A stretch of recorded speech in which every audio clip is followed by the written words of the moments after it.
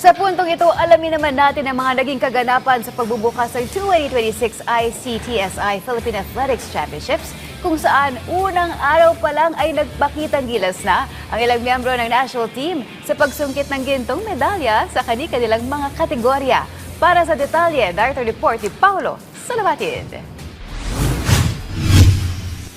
Muling pinatunayan ni Filipino-American runner Yasin Germali ang kanyang dominasyon matapos masungkit ang ikatlong sunod na titulo sa men's 5,000-meter run sa pagbubukas ng ICTSI Philippine Athletics Championships kahapon sa New Clark City Athletic Stadium sa Capas, Tarlac. Tinapos ni Germali ang karera sa oras sa 14 minutes and 15.34 seconds upang maungusan ang second at third placers na sina Sonny Wagdos at Alfrens Braza. Ayon kay Germali, masayaw mano siya sa kanyang naging takbo kahit maikli lang ang panahon ng kanyang paghahanda matapos dumating mula sa Estados Unidos.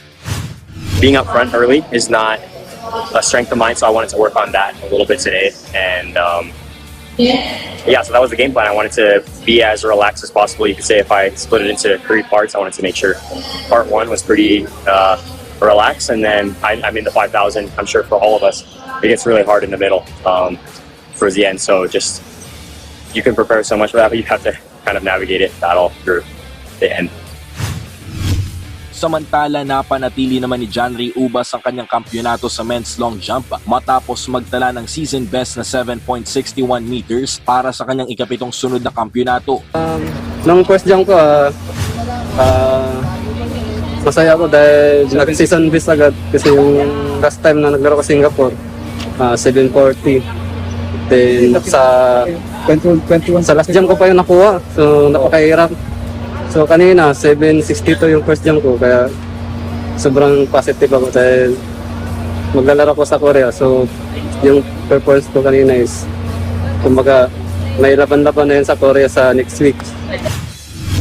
Sa women's javelin throw, nagwagi naman si Sara Dakinan matapos maihagis ang sibat ng 45.59 meters. Nanguna rin si Ariana Don Rabi sa women's under-18 shot put habang nagkampyo naman si Ana Bianca Espinilla sa women's under-20 javelin throw. Muli ring nagreyna si Paris Olympian Lauren Hoffman sa women's 400-meter hurdles matapos bawiin ang kampyonato sa oras sa 58.98 seconds na siyang mas mabilis kumpara sa kanyang silver medal finish noong nakaraang taon. Sa kabilang banda, nakasungkit din si Philippine team member Jessica Lawrence ng gintong medalya sa women's 100-meter open event habang nasungkit din ni Sep Placido ang gintong medalya matapos magtala ng bagong personal best na 25 minutes and 31 seconds sa women's under 25,000-meter walk.